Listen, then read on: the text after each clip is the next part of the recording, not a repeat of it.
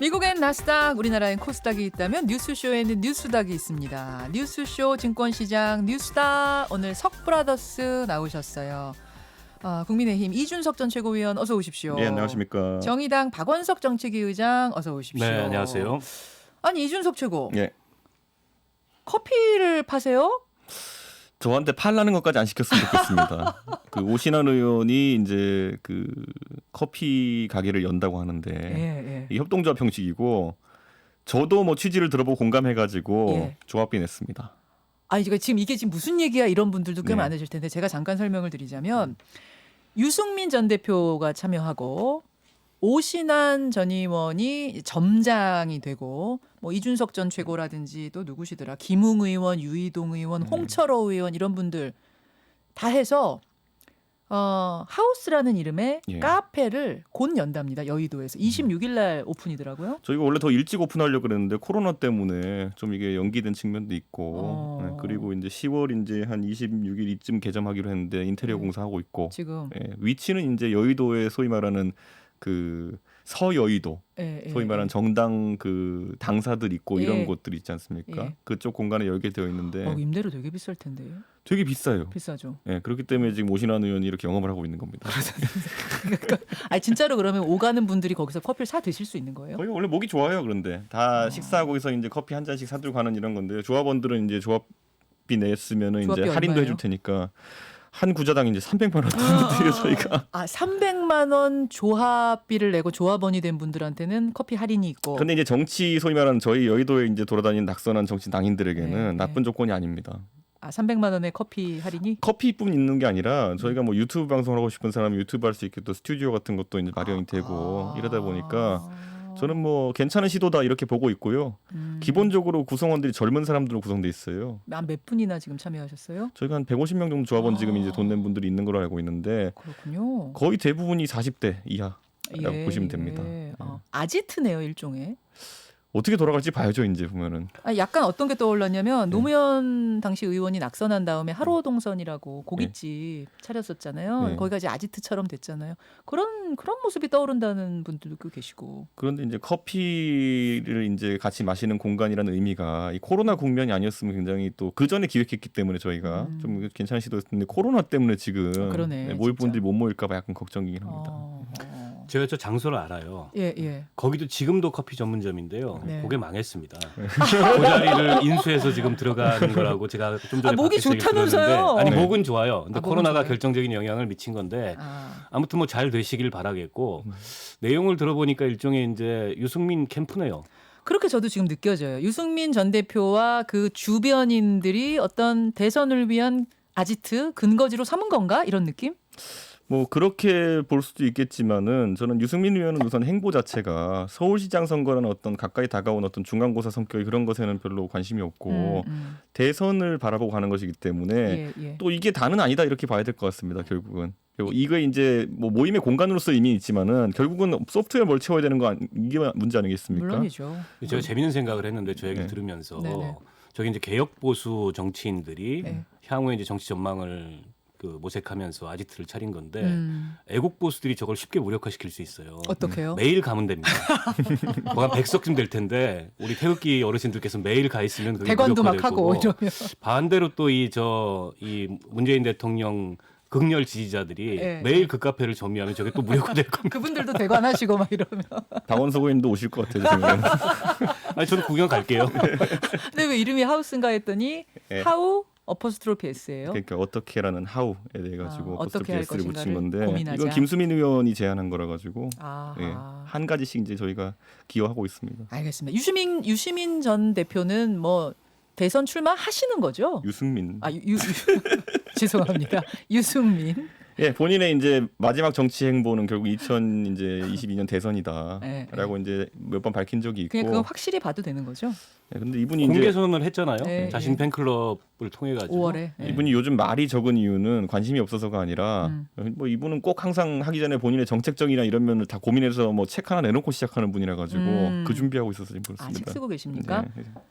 그러면 뉴스쇼에 섭외를 좀 해주시죠. 이준석 전 최고가 가까우시니까. 그럴까요? 예. 방송 또 안 하신 지 통 안 하셨어요. 오래됐어요. 네, 복귀는 할 때 예. 그때 한번 섭외를 해보겠습니다.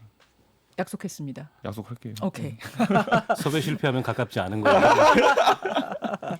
박원석 의장께도 네. 질문 드릴 게 있어요. 정의당. 사실은 한 후보가 압도적으로 뭐 이길 거다 이런 얘기들을 많이 했었는데 네.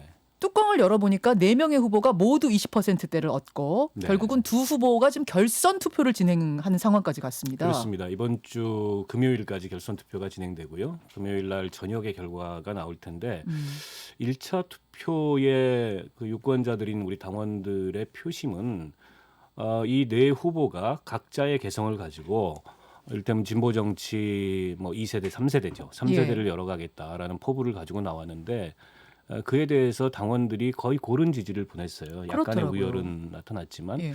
그러니까 당으로 보면 좀 나쁜 결과가 아니라고 생각합니다. 어. 어쨌든 당원들로부터 이렇게 지지를 받는 그런 정치인들이 여러 명 나온다는 게 향후에 당의 입장에서는 당이 좀 더 역동적으로 움직일 수 있는 가능성이기 때문에 나쁜 결과가 아니었다고 보고 결선은 지금 투표가 진행이 되고 있고 뭐 어제 방송사에서 토론도 있었는데 두 후보 다 상당히 오랫동안 진보정당에 속해서 활동을 했고 또 다양한 활동을 통해서 당원들한테 이제 검증된 그런 역량 이런 걸 갖고 있기 때문에 어느 후보가 돼도 당을 예. 잘 이끌어갈 거라고 보고요. 결과가 지금 아직 안 나왔기 때문에 네. 제가 누가 될 것 같다 이런 그건 얘기는 할 수가 아니었죠. 없습니다. 그건 아니었겠습니다. 정의당 이제 새 지도부가 들어서면은 박원석 정책위 의장도 내려놓으시는 거잖아요. 예, 저는 이제 뭐 정책위 영원한 의장을 당권파 아니에요? 정책위 의장을 제가 정의당에 와가지고 7년 동안 2번을 했습니다. 맞아요. 그러니까. 그래서 이제 그만할 때가 됐고요. 이번 주면 이제 당직에서 해방이 됩니다. 아이고 새 지도부에게 바라는 점? 새 지도부가 뭐 아무래도 지금 당이 어려운 상황이기 때문에 여러 가지 뭐 힘든 난관이 네. 있을 텐데요. 네. 그러나 또 돌이켜 보면 정의당이 난관이 없었던 적이 없습니다. 늘 어려웠던 상황이었고 그래서 좀 우리 노회찬 대표 고 노회찬 대표의 유지대로 네. 정말 당은 당당히 앞으로 나아가겠다는 포부를 가지고 네. 진보 정치의 새로운 국면을 좀 열어주셨으면 좋겠다 이런 바람입니다. 그래요. 자, 이 두 분과 함께 안부 토크를 좀 먼저 나눠봤고 본론으로 가겠습니다. 오늘의 상한가 하한가 이준석 전 최고위원 저는 애국진보로 잡았습니다. 애국 보수 이러면서 지금 태극기 부대 얘기 많이 하는데 네. 애국 진보가 뭐예요? 그러니까 진보 보수는 본인의 이제 이념적 지향을 바탕으로 우리나라를 나뉘는 거고요. 예. 이제 애국자가 붙은 분들이 보통은 약간 전체주의적 성향이 있는 분들이거든요. 전투적? 전체주의적. 전체주의죠. 예, 그런 성향이 있는 분들이에요. 공동체주의적이라고 표현할 수도 있고 이 공동의 가치를 어쨌든 개인의 가치보다 우선하는 분들이다. 저는 이렇게 보는데 그렇게 따지면은 애국 진보가 지금 이제 민주당 정권을 분류하는 그런 카테고리가 된다. 저는 이렇게 보는 게 그래서 이제 애국 진보가 아니면 진보는 뭐냐? 그러면 이제 약간 개인주의적이고 자유주의적인 성향을 띠는 그런 사람들이 있습니다. 예를 들어 뭐 진중권 교수 같은 사람들 이런 사람들이 그에 해당할 거고요. 애국 보수는 아까 말씀드린 것처럼 보수 중에서도 굉장히 전체주의적이고 공동체주의적인 모습을 보이고 뭐 국가를 위해선 당신 개인쯤이야 희생할 수 있지 뭐 이런 말씀 자주 하시는 분들 그런 분들에 해당하는 것인데 저는 최근에 이제 이 논란들 중에서 가장 최근에 있었던 게 강경화 장관 그 남편분 이일병 교수의 어쨌든 그 요트 구매나 이런 것들에 대한 미국 여행 지적인데 요트 구매. 제가 이것 때문에 보수 진영에 공격 엄청 받습니다. 요즘 보면은. 아니 이준석 전 최고위원이 네. 이 이일병 교수의 경우를 이해하는 듯한 뉘앙스로 어디서 말씀하셨던 이해가 아니라 저는 거죠? 문제가 안 된다 봐요. 문제가 안 그게. 된다 그러셨던가요? 예, 진중권 교수도 여기에 같이 이제 동참해가지고 같이 욕을 먹고 있는데 이게 왜 그러냐면은 사실 이런 측면이죠. 이제 어제 저희 당의 모 인사는 이제 외환관리법 위반 아니냐 이렇게 또 이제 논점을 약간 바꾸던데 기본적으로 이일병 교수가 미국에 갈 때 예를 들어 미국에서 지정한 방역 수칙을 어기지 않는다라고 하면 문제될 것이 없습니다. 돌아온다 해도 돌아와서도 한국에서도 예를 들어 지정한 격리 기간을 지키고 그냥 방역 차원에서 전혀 문제가 더해지는 것이 없어요. 자, 이걸 만약에 그 미국에 가는 걸 꼭 해야 되느냐라는 취지로 이제 말씀드리잖아요. 그럼 이제 꼭 해야 되느냐? 이 시기에 방역의 위험을 높이는 행위를 꼭 해야 되느냐를 제지하기 시작하면요. 이런 것도 가능해요. 하루에 3끼 밥 먹으면 되지 꼭 맥주 한 잔 더 마시러 가야 되느냐. 마스크 쓰고 QR코드 찍는다 하더라도 그게 감염의 위험성을 조금이라도 높일 수 있지 않느냐. 왜 당신은 나가서 맥주 먹으시고 치킨 먹는 거냐.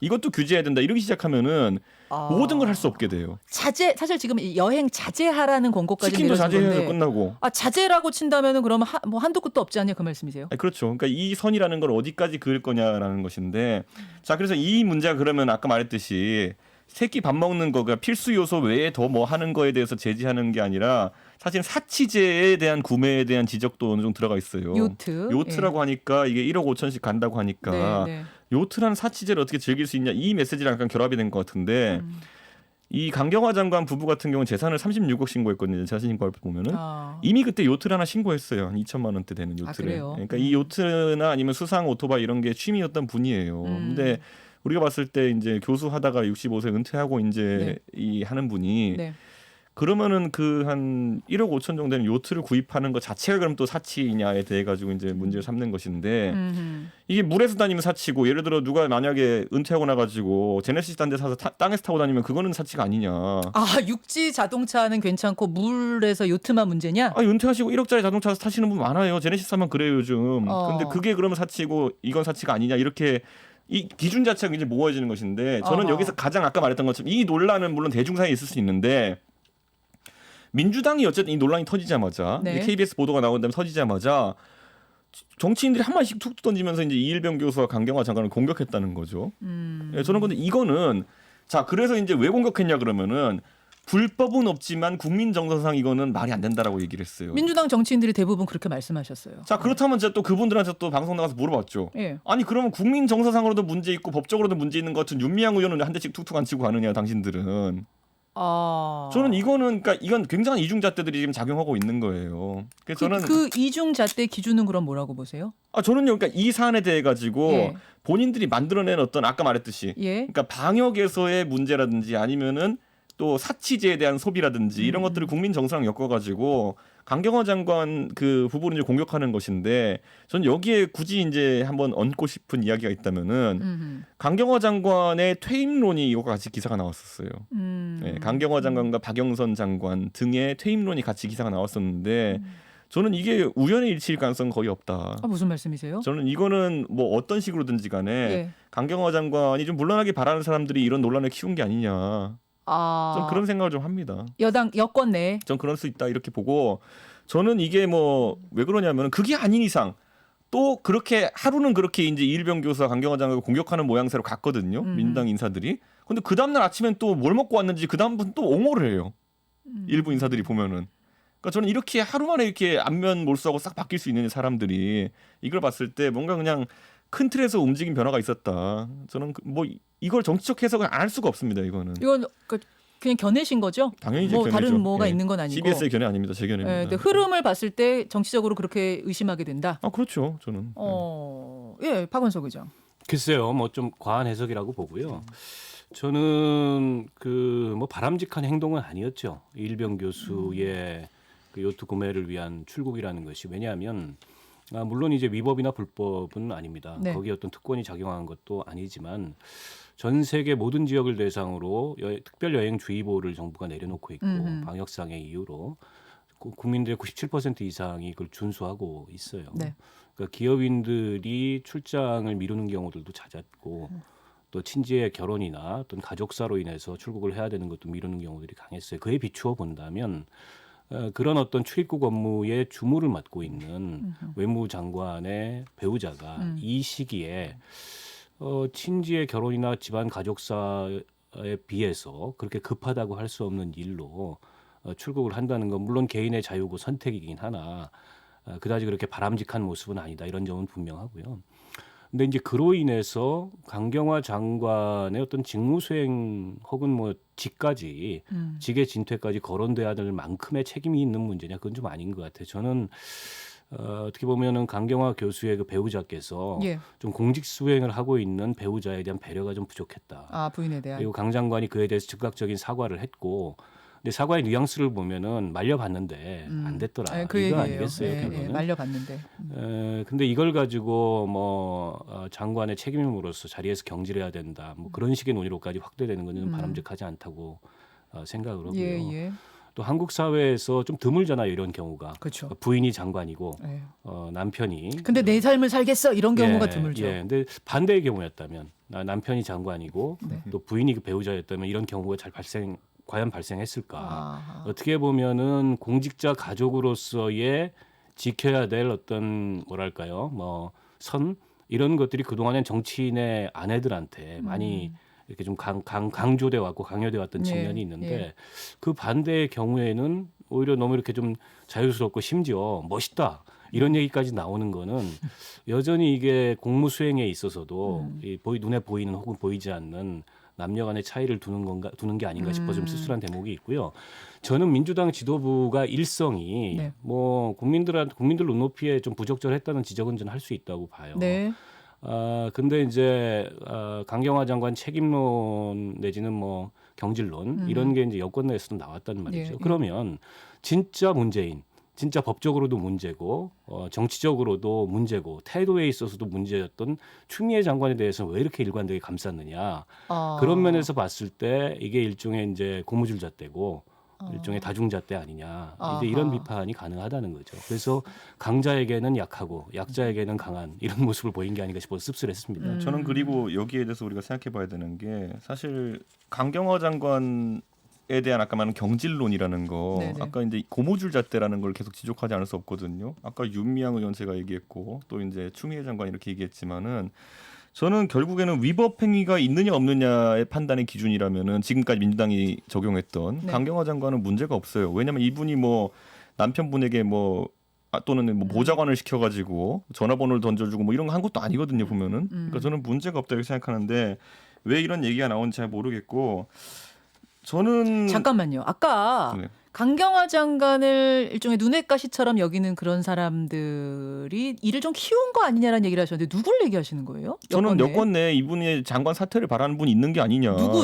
아까 누가 말했잖아요. 왜? 아까 언급했지만 그 장관 3명이 제가 거론됐었는데 한 분은 박영선 장관이고 예, 예. 한 분은 이 개각설 기사가 나왔어요. 근데 예, 그게 예. 여권발 이제 이야기로 나왔기 때문에 저는 지금 당연히 오히려 익명 보도를 전제로 하고 이제 그 사람들이 인터뷰를 했기 때문에 더 그런 기도가 있다 보는 것이죠. 그러니까 오히려 아까 김태년 원내대표 같은 경우에는 국민 눈높이에 대한 지적을 한 거잖아요. 이제 네, 네. 그런 거는 당연히 할 수 있는 멘트다 이렇게 봤는데 예, 경질설이 나오고 이렇게 도는 거는 저는 이건 확실히 누가 어떤 끌고 가는 거다. 공작이 있다 보고 아니 공작이 근데 있다. 저는 조금 다르게 해석하는데 이제 원년 장관이에요.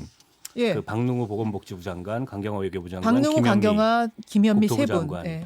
그러니까 원년 멤버고 4년 차까지 장관을 한 케이스들이 과거에 이제 윤병세 장관이 굉장히 오래 했지만 네. 뭐 임기를 다 채웠지만 별로 없거든요. 그래서 이제 그 개각 타이밍 아니냐. 게다가 이제 크고 작은 구설들이 있었지 않습니까? 보건복지부도 최근에 그렇죠. 뭐 추석 그 인사 포스터. 포스터 가지고 구설이 있었고 김현미 장관은 부동산 실패 책임 문제가 있었고 강경화 장관도 외교부 장관으로서 직무수행에 있어서 외교부 내의 잦은 실수 등으로 인해서 책임론이 나왔기 때문에 교체가 필요한 타이밍이 아니냐라는 얘기가 나오던 차에 네. 이것과 맞물려서 좀 아. 증폭이 된 게 아닌가 싶은데 근데 이 사안의 책임을 물어서 경질하는 건 좀 아니라고 보고 다만 이제 장관 교체 타이밍은 뭐 됐다고 볼 수도 있죠. 일단 올해 두 했고. 분이 이 경질설 나오는 배경을 두 분은 좀 달리 보시는 거네요. 이준석 최고는 뭔가가 있는 것 같다라는 말씀을 지금 하시는 거고. 박원석 의원님 그냥 조심해서 말씀하시는 거예요. 아니 우리 아니 누구예요 그게? 똑같은 얘기하는. 누구예요? 전 되게 궁금해지네요. 경질설 기사가 무수히 났습니다. 지금. 아니 경질설 난 건 아는데, 그러니까 네. 그 말이 어디서부터 나왔을 거라고 지금 짐작하시는 거예요? 그래서 저는 익명 보도를 다 신청했다는 거는 익명으로 이제 보도해달라고 아니 당연히 했다는 익명 거는 보도였는데 집히는 건 누구예요? 저는 뭐 이런 말이지만 제가 이제 김남국 의원이랑 방송을 하거든요. 예. 근데 김남국 의원이 아침에 와가지고 강경화 장관 비판하더라고요. 예. 그러니까 저는 뭐 그 여권 주류 아니겠어요 이런 생각하고 있습니다. 저는. 아. 저는 근데 여기서 아까 우리가 논점 하나 놓치고 한 게 뭐냐면은 네.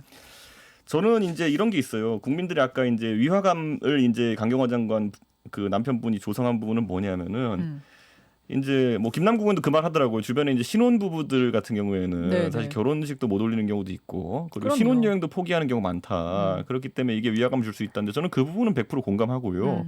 왜냐하면 사실 신혼 부부들이 지금 뭐 결혼도 못 하고 신혼 여행도 못 가는 이유는 그리고 또 뭐 아까 친지 방문 같은 경우도 꺼리고 이런 이유는 가는데 14일, 온데 14일, 28일 격리를 감당할 수 있는 게 굉장히 그 일반인에게는 어려운 부분이거든요. 그러다 그렇죠. 보니까 이제 은퇴한 교수인 이일병 교수 정도가 이것을 누리는 것에 대해 가지고 약간 이제 위화감을 느끼는 부분이 있는 것 같은데 네. 저는 그래서 이 방역이라는 것도 예. 기준 자체를 그러니까 일반 시민에게 적용하는 지금 기준이나 뭐 이일병 교수도 당연히 일반 시민이지만은 이런 것들을 합리적으로 좀 이제 완화시킬 필요도 있다 저는 이런 생각을 좀 하거든요. 저는 알겠습니다. 예, 방역에 문제가 알겠습니다. 없다 생각한 지점까지는 완화를 해야 되는 것이 아니냐 그렇게 생각합니다. 그래요. 오늘 이준석 전 최고는 누구 고르셨었죠? 애국진보. 근데 그것과 애국진보가 무슨 상관인지 얘기를 해놓고 보니까 잘 모르겠네요. 민주당의 그 어쨌든 그런 어떤 이런 뭐랄까요? 그러니까 애국 보수에 상응하는 발언하는 애국 사람들. 진보라는 프레임을 만들고 싶다. 저는 항상 그렇게 해왔어요. 자, 박원석 의장의 상한가 하한가 뭡니까? 저는 하한가로 트럼프 대통령을 꼽았습니다. 트럼프 대통령 확진 판정이 난 지 사흘 만에 퇴원을 했습니다. 어제. 근데 퇴원을 하면서 말이죠. 퇴원하고 나서 백악관에서 처음 한 행동이 뭔지 아세요, 여러분? 보여주세요. 마스크를 벗었습니다. 이렇게 차에서 내리면서 백악관 기자들 앞에 서자마자 마스크를 벗었습니다. 조심해서 벗은 것도 아니고 아주 확 쿨하게 쿨한 듯 이렇게. 근데 참 저는 이게 우리하고 비교할 수 없을 뿐만 아니라 예. 전 세계 정상 중에 네. 저런 정상이 있나 싶을 정도로 그렇죠. 무책임하고 위험한 행동이라고 보고요. 지금 마스크 벗은 것뿐만 아니라 네. 퇴원하기 전에 카퍼레이드도 했어요. 맞아요. 비밀경호국 직원들을 동승시켜서. 그럼 그 안에 탄 사람들은 어떻게 되는 거예요? 아니 그 도대체? 굉장히 그 위험이 높지요. 그런데다가 코로나 극복 기념주화를 발행한대요. 예. 그래서 저는 예. 아니 미국이 그 평균 대학 진학률이 대한민국에서 좀 낮은 나라입니다. 한 55% 정도 돼요. 예, 예. 그리고 전 세계적으로 봐도 국민들의 평균 지적 수준이 그렇게 높다고 보기 어려워요. 문맹률도 꽤 높아요. 그럼에도 불구하고 저런 행동이 저게 정치적으로 통한다는 게 저는 좀 놀라울 정도고 저분이 대통령이 될 가능성이 점점 더 멀어지고 있지만 다시 네. 가능성을 떠나서 되면 안 되겠다 이런 생각까지 저는 들었어요. 저 마스크 벗는 거 보면서. 예.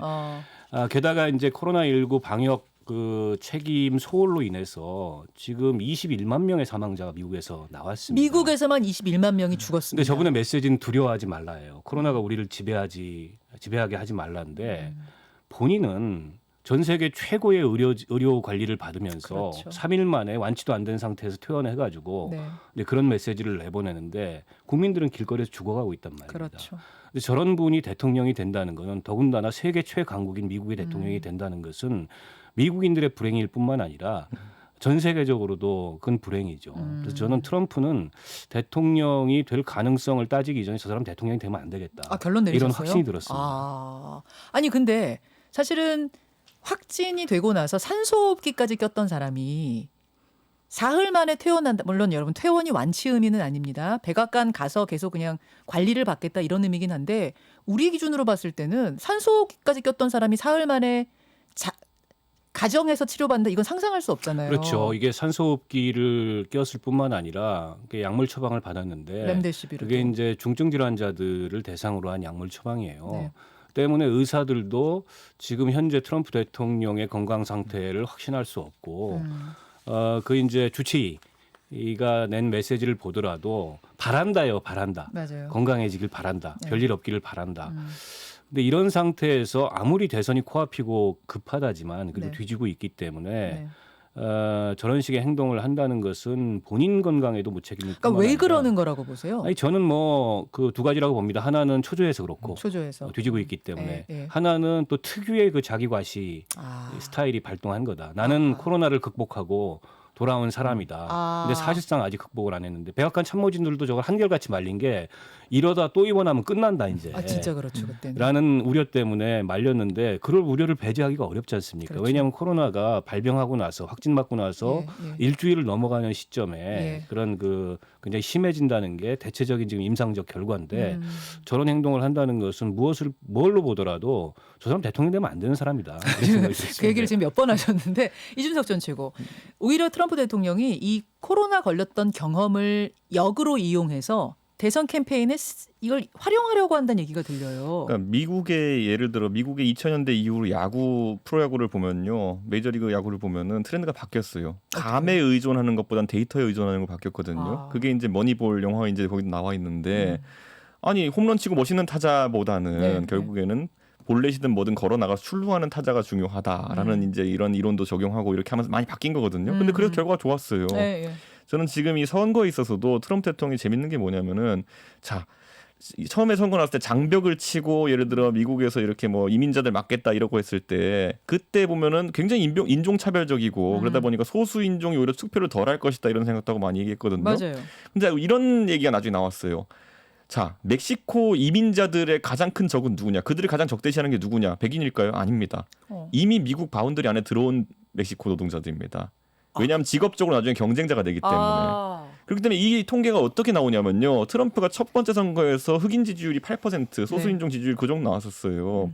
지금은 여론조사 보면 15% 이상으로 나옵니다. 그래요? 그 말이 뭐냐면은 저는 우리가 생각하는 일반 관념적인 거, 소수인종을 차별해? 이런 거 다르게 거꾸로 표는 다른 곳에서 나온다는 거예요. 소수인종을 차별해? 그럼 소수인종은 아무도 안 찍겠네가 아니라는 거예요. 그렇죠. 그러니까 저는 지금 트럼프가 이제 노리는 것은 미국은 특히 이게 선거인단 선거기 때문에 왜곡이 자주 일어납니다.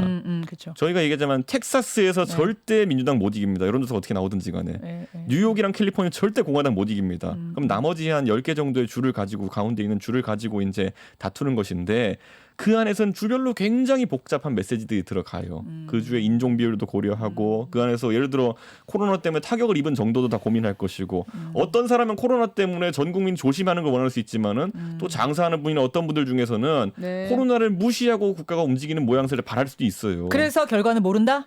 저는 그걸 노렸다 보는데 지금 이미 지지율 격차가 꽤 났기 때문에 과연 반전이 있을지는 저도 모르겠습니다. 저는. 여기까지 지금 박원석 의장이 한 말씀 더 하고 싶으셨는데 뒤에 또 김필수 교수가 기다리셔서 여기까지 보도록 하겠습니다. 두 분 고생하셨습니다. 네, 고맙습니다. 뉴스닥이었습니다. 김현정의 뉴스쇼는 청취자 여러분의 참여로 이루어집니다. 트위터, 페이스북, 레인보우 게시판, 그리고 단문 50원, 장문 100원의 유료 문자 샵 1212, 우물정 1212 통해 참여하실 수 있습니다. 김현정의 뉴스쇼, 여러분과 함께 만듭니다.